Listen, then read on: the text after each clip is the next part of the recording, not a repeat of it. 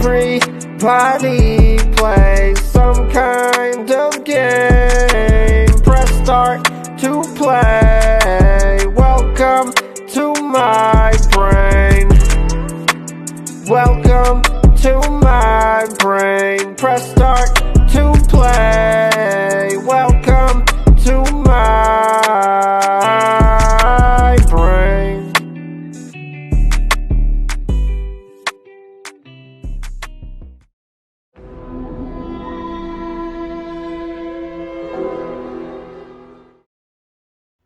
Alright, y'all. So, I guess this is my Resident Evil 7 and 8 review, kind of, you know, because I didn't do one for Resident Evil 7, and the reason behind that was because I wanted to see kind of like how Resident Evil 8 tied in, and I was kind of right, because I realized after finishing Resident Evil 8 that there was no way I wasn't going to be able to really dive into 7 as well.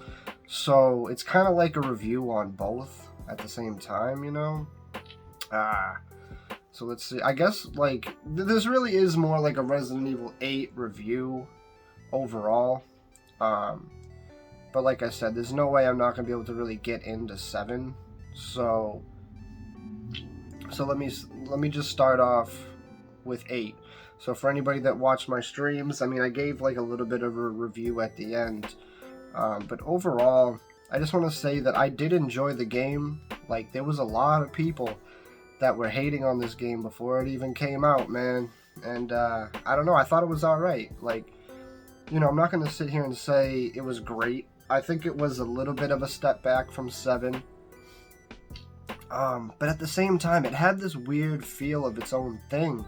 Where, like, even though I didn't...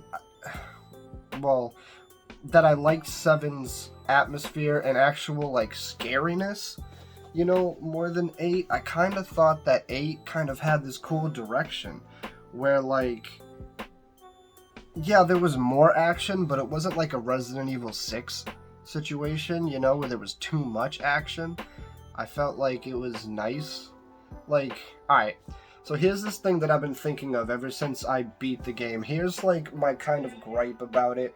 It's like they obviously brought a lot of features and mechanics from Resident Evil 4, right? Now, if I wasn't so convinced that this game was kind of like this weird in-between point between, like, you know, 7, the 2, 3 remakes, and then they're gonna do 4 remake, right? Like, I mean, we're pretty sure that's gonna happen at some point, and it just seems too obvious that they would use the assets from Village to kind of make Resident Evil 4 remake. So, what I was trying to say is, like, if they, for some reason, don't remake Resident Evil 4, like, anytime soon at least, because you know what'll happen eventually. They can't just keep porting the same game from the GameCube over and over again. So I mean, eventually they're gonna remake it, but if they remake it like a while from now, and I don't feel like, oh, they just kind of piggybacked off of 8, you know, used all the same assets and whatever, then I will say that Resident Evil 8 is a great game on its own. Because my problem is, like, I don't like the fact that, you know, they made 8 just so they could kind of make 4 quickly and cash in on that, you know? So, like, because I would say, like, if Resident Evil 8, you know, was on its own, they didn't remake 4, I would say that it was a breath of fresh air to kind of have them bring some of those features from 4 that we haven't seen since 4. Like, that's okay to me. But it's just, to me, it's too obvious that it's going to be an asset swap to make 4 remake. That's my biggest problem. So if they don't remake 4, I'll say, okay, it was nice of them to bring the features from 4 into a new game. Like, that's kind of cool. But if they do remake 4, I'm going to say, wow, they just did that to make it easier to make 4. You know what I mean? It's weird. It's like the future of the franchise decides how I feel about this game right now, which, like, I don't like that, but it's just how it is. Like, you know. Speaking of, like, ripping off Resident Evil 4, though, 8 did that a little bit too much. Really, mainly in the beginning. There were some other parts that kind of felt like that, but mostly in the beginning. Like, obviously, there's the merchant. You know, even just the overall setting of the village and the castle, you know, could definitely be reused. But what like really irritated me was, like, the first time you really fight the Lycans, like, you just basically have to survive the attack until you get overwhelmed, and then a cutscene plays where the bell tolls, and then they all run away.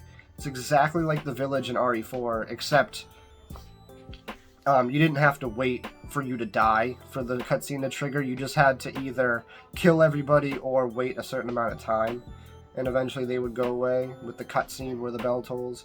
Whereas in 8, you actually do have to die in order for the cutscene to trigger. But you can take out... I don't know if you can take out all the enemies, but I know you can take out the big dude. I forget what his name is, because there's actually a trophy for it. I want to hit everything. So, like, the atmosphere for 8, I really enjoyed it, especially in the beginning. Like, it was very creepy, you know, very scary, especially, like, when you first start off and it's nighttime in the village. That's, like, pretty scary. Even though it's very scripted, you don't have any weapons and you can't really get hurt. But, like, the vibe of walking through the woods at night was very cool. You can hear shit, like, all around you. Especially with the Pulse headset. That shit made that game a whole new deal. Like, Resident Evil 8 is the first game I've played on PS5 where I actually noticed the 3D audio. Like, there are a lot of games that support it, but, like, I didn't really notice it. Even in games where you think it would have a competitive edge, like Call of Duty, you know, Cold War, or games that were supposed to be made specifically for it, like Demon Souls, I really didn't notice it too much. Like, it started in the woods for me with Village. Like, I would hear things, you know, rustling in the trees to the left and right. But then there's this one part, like, before you really even get into the enemies, where you go into this, like, I don't know, like, this messed up building shack. It's hard for me to explain, but basically you go into it. There's, like, no items inside, but, like, you go into it, and then you hear one, like, jump on the roof and kind of, like, run, like, across the roof. And I heard that above me, and that was the first time where I said, oh shit, like, that's what 3D audio is. Like, I even installed Fortnite because it said that game supported all the features, and when I was like, all right, they have to have 3D audio in Fortnite because it's, like, you know, the competitive type of game. I didn't notice it in that game, but Village, I noticed the 3D audio, and it made it a whole different game. I'm actually replaying it right now off stream, so I'm not wearing my headset. I'm just, like, using my TV speakers, and I can tell you it's a totally different experience with the Pulse headset on. Totally different experience. But yeah, so, like, the atmosphere, let's go back to that. It was good, though. Like, honestly, the only part that I really didn't like was the castle. That part, it was... I just didn't care. Like, I don't know, it was kind of boring. Like, I liked some of the puzzles that were in it, were kind of interesting, you know, but, I mean, a lot of them weren't really puzzly, you know, like to find the iron insignia key, you have to play the piano. So, I'm sure if you guys watch streams, you probably remember that. I got stuck there for a long time. I didn't know what to do, because I didn't know that you had to play the piano to get the key. But I thought, based on previous Resident Evil experience, that I had to find what song to play, because there was nothing in that room that indicated what notes I should hit. And then, like, eventually I was like, okay, I don't know what to do, but I know there's something in that piano, so I'm going to go back to that room while I'm being chased by Lady D. But I go into the piano room, I start hitting keys, and I noticed that, like, the note is going up to match the note that's on screen. I'm like, oh, I could have hit these notes as many times as I wanted until I got the right ones. I had no idea. You know, that one was like, they didn't, I don't know, that one kind of made me pissed off a little bit. Because there was no way for me to figure that out. Like, I would have been, if I didn't just say, like, alright, fuck it, like, I have nothing else to lose, let me just try that piano again, I would have been stuck forever. Like, unless there's a document I missed that kind of explains it, but I don't know, I was stuck for mad long. Maybe that's why I just don't like the castle. Maybe I haven't actually, I've just gotten to the castle now in my second playthrough, so maybe now that I kind of know what to do, maybe I won't hate it as much. But even, like, Lady D, like, running from her, I mean, the only reason why it was kind of scary is because a lot of the places you have to run are very narrow, and so, like, it's kind of hard to get around her. Like, the very first time that she chases you, when she, like, cuts off your hand, that part was scary because, you know, you're missing an arm and you're trying to get away. You can't really even move that fast. She was kind of intimidating then. But when you actually get to, like, the rest of the, you know, the castle again, and you can, run from her, like, it's not really that scary. I'm trying to think. Oh, what was it? Oh. So then after that, one more thing I'll say about the castle, though. I really did like her final boss design. I'll say that. A lot of people were bitching about how it's like, oh, there's like a dragon, like, and it's like, yeah, but it's like a grotesque, like, bioweapon mutant monster that's in all Resident Evil games, and I thought it was kind of cooler than, say, just like a giant blob that a lot of the enemies end up turning into. You know, I thought it was kind of cool that it was like this weird dragon. The actual fight itself was very boring because all you do was, like, run around in a circle and try to shoot her. But I thought the design was actually pretty cool.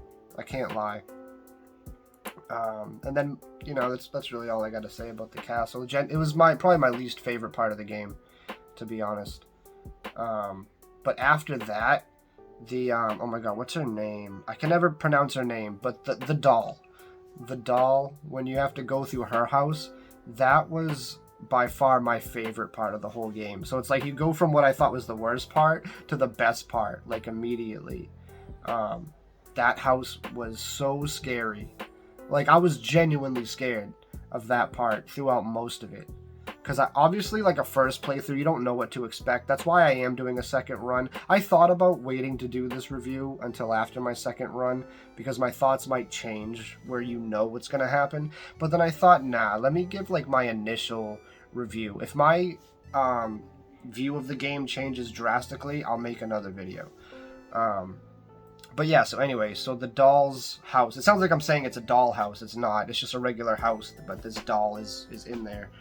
And she's, I guess, possessed or something. Like, it's kind of... I'm pretty sure that's what it is. She's like...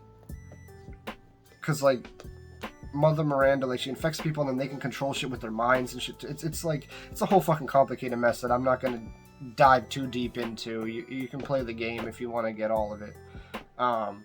But yeah, so basically this doll is, like, running this house. And, you go to this one room, and then, like, the lights go out, and all your equipment's gone. You have no guns, no healing items, nothing. And it's basically like an escape room, and you have to figure out how to get out of there. And that part was my favorite. First of all, I liked, you know, the puzzles, like, trying to figure out what you had to do with all these items that you get. Excuse me. It was really cool. But nothing beats when the lights go out. So the lights go out, and then you're following what looks like intestines down this hallway. It's fucking gross.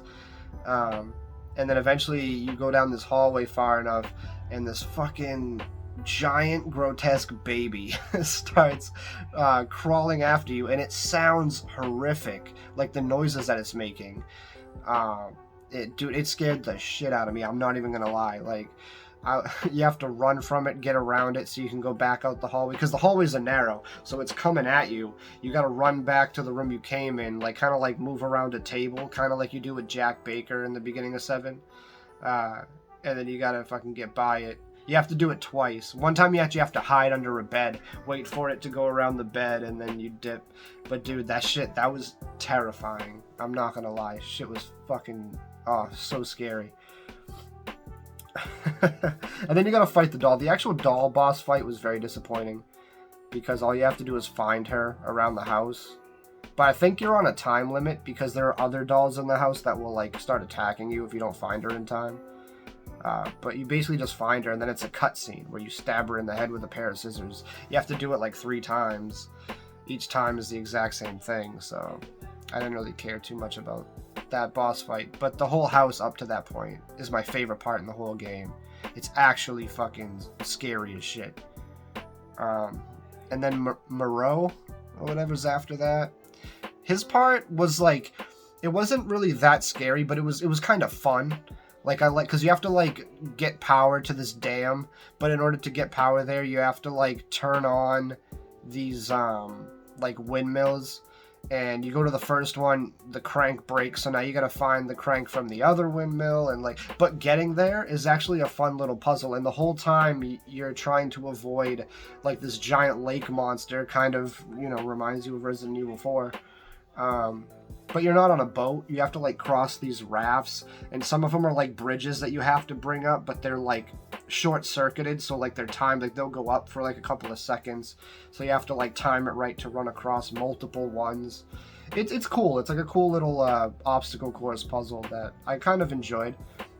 The boss fight itself is more annoying than anything. It's not too hard, but he takes like a lot of fucking damage, and it's kind of an open area. Like there are like 2 buildings that you're kind of just running around, and he's like chasing you, but he'll like jump up top and then like do this like acid rain attack where you have to get inside one of the buildings or you'll fucking like burn up. It was decent, but I didn't like the design of that enemy too much. Again, it was just kind of like a blob. It was supposed to be like this weird like swamp thing blob, but I wasn't impressed. And then after that, it's Heisenberg. I'm like detailing the whole story, but I'm just trying to like, you know, express all my thoughts on it. His factory, I actually kind of enjoyed it. It definitely wasn't my favorite part, but it wasn't my least favorite part. It was all right. Like, it didn't feel completely out of place. It's basically supposed to be like what the ship was to Resident Evil 7, but the ship in Resident Evil 7 to me feels like really out of place. It's not awful, but like when you're going through like the house is creepy as fuck. The house, and even the barn where Lucas is still kind of creepy. But then the boat, it isn't creepy. It's just there are a lot of enemies that kind of pop out of nowhere, but like the ship itself isn't that scary. It feels out of place. You know, you get a machine gun, so it's just kind of like, okay, you can start like shooting up enemies now. You don't have to, you know, survive as much as the rest of the game was. But this didn't really feel like that. It still felt like survival. Like a lot of people bitched that it was like this whole Transformers section. I still thought it kind of fit the Resident Evil type of formula. Like usually towards the end there's like a lab that has like weird monsters. This was kind of like the equivalent of that. It's kind of like in Resident Evil 4 when you go to the island and all of a sudden the Ganados, you know, they all have guns and they're basically like a military, an infected military. It's kind of the same thing, but they're not, you know, like soldiers. They're like weird experimented monsters that have like drills for arms. One of them's got a giant, you know, propeller on his fucking head. They're like these weird like machines and like human monster hybrids. But it didn't really feel out of place. I think because it was like, you know, kind of like steampunky, that it still kind of fit in that like village setting. I don't know. It was weird. It was definitely weird, but it didn't really feel out of place. Now, the final fight with Heisenberg definitely felt out of place. That's where you literally play Transformers with Heisenberg, where he's literally like this giant... He is kind of like a blob monster, but he's made out of like mechanical parts and shit. And then you get in this weird fucking like machine that shoot like it's like you're in a Transformer thing, like you're shooting like rockets and machine guns, but it's like you're in this like machine thing that he's holding on to and fighting them. And like I think the fight on its own was kind of cool. It was like epic and cool, but it felt totally out of place in this game. Like it was completely out of left field. and it made like no sense. But again, if it was like in, you know, some other game where this sort of shit was common, it was a pretty cool, epic fight, honestly. But it was just really weird in this game. You know, and then shortly after that, you actually get to play as Chris for a little while. That part is alright. I mean, it's that section where you now have not unlimited ammo, but basically, and you just go around shooting everything in sight, basically, you know. And it's the first time on your first run where you're most likely take out one of those big-ass Lycans, and he's kind of hard. But not really, because Chris has, like, this thing where he can call in, basically, like, a fucking laser missile strike shit on him. It's fucked up. So it's, like, it's not, like, a real fight, because he kind of gets outside assistance. But it's still, it's like it's an okay section. That section might be... No, you know, it's not my least favorite. The castle would still be my least favorite, because the Chris section, at least, during parts of it, you find all these cool documents that actually kind of explain how the people, you know, that found the Megamycete actually contacted, like, Oswald Spencer and shit, and he was kind of inspired by this, but he wanted more of a virus than an actual, like, parasitic organism type thing. So, like, but it kind of links the two games together, where like 8 in the past, you know, where like this all started from in this village, was kind of like split the Resident Evil path into the virus branch with the Spencers, and then, like, you know, the organism branch where this kind of takes place, and even like the Ouroboros virus, right? That's how you said it, from 5. It's been a while since I played 5, but it's kind of like the same deal. It's like there's like this branching path that kind of stems from Village, like, in the past. So it's kind of cool, though. There's like a lot of lore that's in this game when you play Chris's part. So because of that, it kind of saves Chris's part. I mean, but on multiple playthroughs, are you really going to care? You already know the information. So it's like, maybe, again, on my second playthrough, it will be my least favorite part. Who knows? But it was cool. I really liked that. And then, you know, basically towards the end, they explain a lot about Ethan, you know? He basically died right after, like, you fight Mia for the first time in 7 when she, like, has the chainsaw and shit. Right after that, when Jack, like, you know, punches you, welcome to the family, son, and all that, like, basically, he kills you there, apparently. He kills you. But then you're infected with, like, the mold, and you're still, like, alive. Like, that's why Ethan can, like, regenerate himself so easily using just those first aids. Even though he gets, like, a limb cut off, he just sticks it back on and pours that shit on. He's okay, because he's essentially just a molded, you know. I still have some questions that I may have either missed the documents, or maybe they didn't explain, or I missed something, because I still don't really understand why Ethan is just a normal person, even though he's basically a molded, you know, monster, and he also had a baby with Mia while being a molded. I mean, that's kind of part of the reason why they took Rose in the first place, but it's just like this weird dynamic of that I don't really understand fully.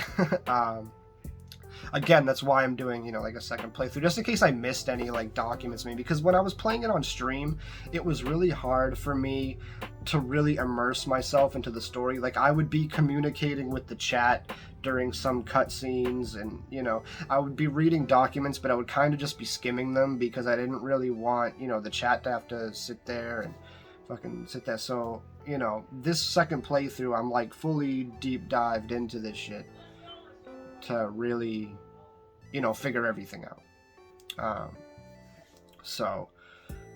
I'm trying to think. I mean, I went over, like, almost the entire, not the entire story, but, like, pretty much. You know, there's not a lot to it other than that. I didn't give away everything, but, I mean, the biggest plot point I did. Yeah, so, like, it's just interesting, because now in 7, it, like, gives you a whole new perspective on that game. Like, I could go and replay 7 right now, knowing what I know from 8, and be like, oh, this makes more sense. This makes more sense now. You know, I've already played it, like, 5 times since I got it. I didn't get it at launch either. Like, I got it not too long ago, like maybe 2 years ago, because it came out in 17. I don't think I got it till 2019, I think, something like that. So I played it a bunch in that amount of time. So I kind of like already had these like aha moments in my head. Plus I just recently played it on stream before 8, so it's still fresh.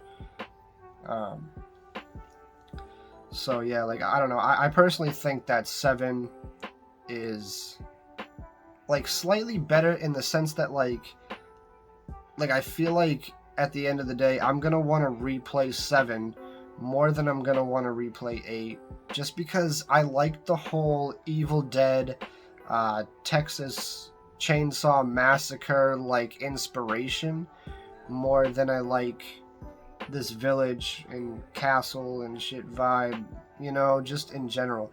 But as far as story goes, 8 I think is better than 7, because 7, like, because it's kind of like the intro to this whole new like series of like, you know, what's going on in the Resident Evil universe. It was kind of its own contained thing, and it didn't really give you too much as far as lore, you know, into the universe as 8 did. So it's kind of like, you know, but maybe that's why 7 is kind of more fun, because it is like this self-contained thing. Where like 8, you feel like you should have played 7 and even other Resident Evil games, because there's a lot of references to other Resident Evil games. So, but it's still good. Like I said, story-wise, I like 8 better. But 7, I like the more survival horror, you know, actually being scary elements, because other than that like giant baby part in 8, like none of the game was really that scary. Like it was, because I didn't know what was going to happen, you know what I mean? But I feel like Resident Evil 7, even though I've played through it so many times and I know where every single enemy is going to spawn at this point, the house noises that it makes still scare me, even though I know there's no enemies around, you know? But like 8, like even now, like I was just replaying it and I did, you know, I got to the castle. So like, you know, walking through the woods when it's dark out and I'm hearing all these noises, I'm not scared. I know that there's no enemies. There are still some cheap jump scares that I forgot about that made me, you know, jump, and I was like, oh shit, like, you know. But that to me doesn't make a game scary. That's just my memory. I forgot that was gonna happen. You know, like, yeah, the first time you play it, you're not gonna know. So of course it's scary, because you don't know what's gonna pop out of you. That's the only thing I was scared about though during my first run is this gonna jump scare me? You know, nothing about the atmosphere was well, I wouldn't say 7 is terrifying, but 7 is scary. 8 is just kind of creepy, but you know, it's not that crazy. Like 7, I would still like, you know, get mini anxiety going through the house, even though I know there's nothing there, because of like the noises the house makes. It sounds like somebody's walking upstairs, even though you know nothing's up there. That's just the game design. They just designed that sound to play, but there's literally nothing up there, you know. But like I played Resident Evil 8 one time. I feel like I already know where all the enemies are. Like, I mean, obviously I'm playing through it again right now. There might be some times where I'm like, oh shit, I forgot about this. But like for the most part, like it's very predictable. But still fun. Like I said, I liked a lot of the Resident Evil 4 features they put in, like, because I think, like, playing it a second time, I'm actually excited to, like, continue upgrading my guns. Like, you know, I want to unlock infinite ammo for the Magnum. You know, like, I want to do those things, which I enjoyed doing in Resident Evil 4 as well. Like, when you would go through the game after you unlocked, like, the Chicago typewriter or some shit. Like, that's always fun. So, like, that element of the game, I liked, you know, collecting treasures again and selling them so you could get upgrades. I like that mechanic. So, you know, but I liked it in 5 as well. I wouldn't say that 5 is like, oh, ripping off 4. You know, it's a feature in the game. They just took it out from 7. So now it's like, we miss it. You know, and they didn't have it in 2 and 3 remake. So it seems like forever since we've had that, but it's really not, you know? 6 had, like, a dumb system of it, you know, where it was really just like the experience you would cash in. Yeah, but it was cool. I really liked 8. I really did. If I was gonna give it like a score out of 10, I'd probably give it like a 7. You know, a 7 out of 10, honestly. I had fun. I did. Not as good as 7. I give 7 like a solid 8, 8.5 out of 10. I don't know why. I always go back and replay that game. I love it. But 8 was just like, I don't know. Like I said, story-wise is good. Gameplay, I mean, it's very similar to 7, except there's a lot more action. So, like, the added mechanics of the merchant shit. Like, so many people want to say, oh, it's not the merchant from Resident Evil 4, therefore it's trash. It's like, no. Like, I don't want them to take everything from 4. You know? It was kind of fresh, in a way, even though a lot of it was ripped from Resident Evil 4. It was kind of nice to have those features back. Now, like I said in the beginning of this, if they then remake 4 and it's literally like an asset swap from 8, it'll actually make me like 8 a little bit less. Because I'll be like, damn, that was just like a, I don't know what you call that, like a placeholder game for us to buy from them until 4 came out again, you know. But as of right now, I enjoyed it. I definitely did. Didn't blow me away or anything, but I thought it was really cool. It's a fun game. I'm replaying it now, so, you know, it couldn't have been too bad. I mean, I didn't talk about 7 as much as I thought I would have. I think this video is already hitting, like, close to half an hour. But, you know, 7, I'll talk about 7 a little bit since, you know, I didn't really put out a review for it. 7... as I mentioned, I love the game. I love the inspiration of like Evil Dead and Texas Chainsaw Massacre that they kind of use for it. The Baker family as a whole, I love them. They're very creepy. The whole, like, Margaret is scary as fuck as a boss, and when you're just running, or not running, but hiding from her in the old house. I always want to say the guest house, but the guest house is where you start, and then you go to the main house, and then you go to the old house. So it's like, it's confusing. A lot of people bitch about the enemy variety. Again, I didn't really have a problem with it, because you have regular molded, the crawled molded, the fat molded, and then you have different variants of the regular molded, the beefy ones that have like that shield shit they put in front of their face. But I get it though, they all are essentially the same fucking monster. Aesthetically, you know, anyway. Even though they all behave different. And the bosses for 7 were like, you know, so-so. Some of them were cool, but a lot of them, you know, it's just, there was nothing wrong with them, they just weren't anything special. Like, most of the time, it's just, like, running around from them. It was really just the design of the boss that made them, like, funner or scarier. Like, Margaret, for instance, like, hers is funner because she's so fucking, she's a creepy-ass bug lady that comes out of the ceiling and through every little crack. So it's scary, for sure. The big Jack with all the eyeballs is like, I guess it's fun because it's, you know, it's a little bit difficult, it's challenging to get all the eyeballs. Lucas doesn't even have a boss fight until you get the DLC. I was trying to think, I was like, wait a minute, you don't really fight him as a boss. And then towards the end, I mean, that was a dumb boss fight at the end. Like, Resident Evil 8 had a better final boss fight, I think. She had like a ton of different forms. I was trying to just spam her with the rest of my Magnum ammo, and she actually didn't die, like, fast. So, it was cool. Obviously, like, 8 has more weapons than 7, because there are some that you don't unlock until you beat the game. So there's that. I'm just trying to think if there's anything else I wanted to cover before I end this, because I wanted to cover everything. I wanted to get into a deep dive. There's going to be a longer review than I usually do. I'm trying to think. I mean, yeah, like 7... I pretty much covered everything. I covered what I thought about the story to 7 compared to 8, so I already kind of talked about that. I've mentioned the sound design in 7 is fucking phenomenal. It always creeps me out every time I play, no matter how many times I play it. So I mean, I think that's it, you know? I don't feel like I wasted $60 on 8. You know, a lot of people... The problem is Capcom ruined it for the real, you know, like, hardcore Resident Evil fans, which I'm not even saying I'm one of. I'm just a casual fan. I enjoy all of the Resident Evil games, even some of the bad ones. Like, Like, to be honest, when I first played 6, I didn't hate it because I wasn't sitting there thinking like, oh my god, the franchise is ruined because of all this action. I was just enjoying a video game, you know.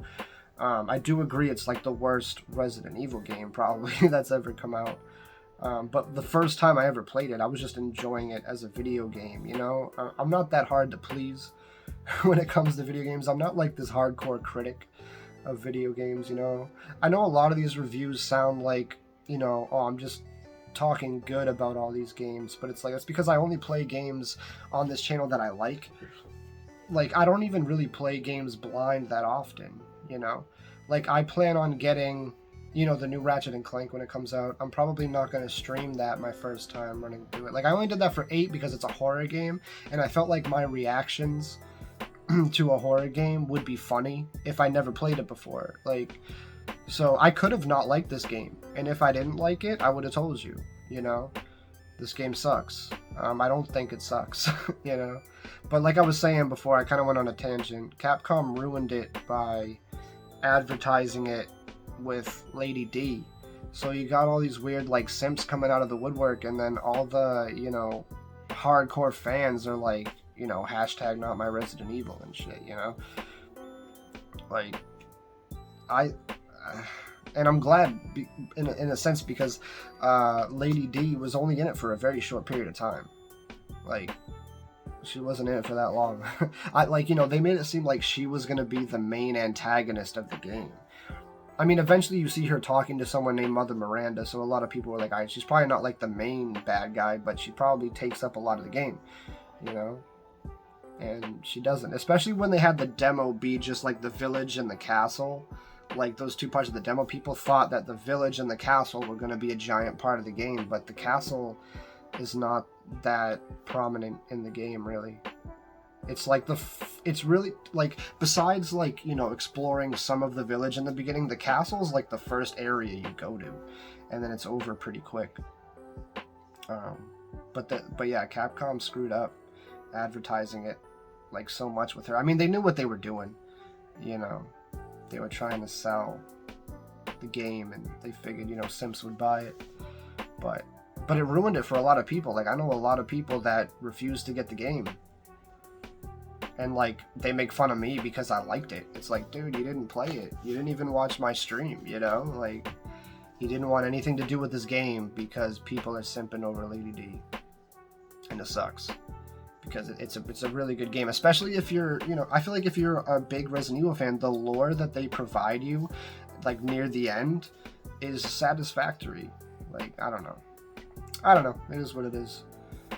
But that's my thoughts, you know, on Resident Evil 8 and 7.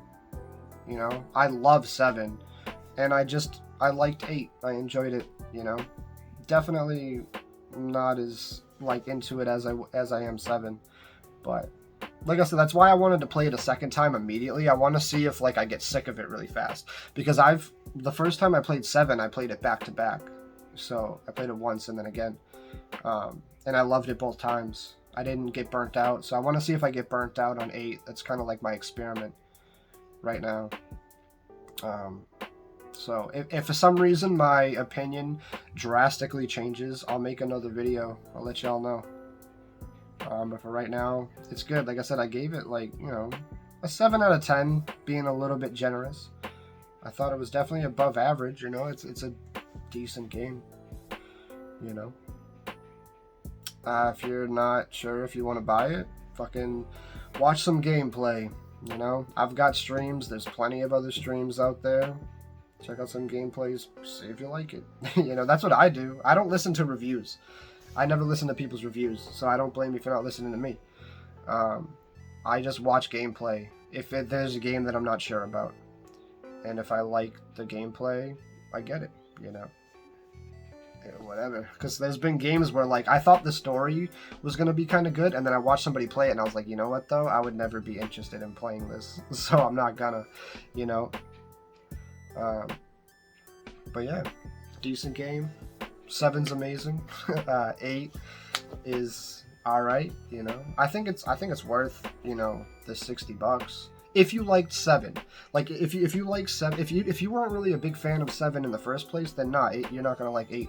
But if you really liked 7, then I think 8 is still worth picking up, you know, now at full price. Like, I mean, you can wait for a sale if you want, but I don't feel like I wasted my $60. So, that's pretty much it, though. Yeah.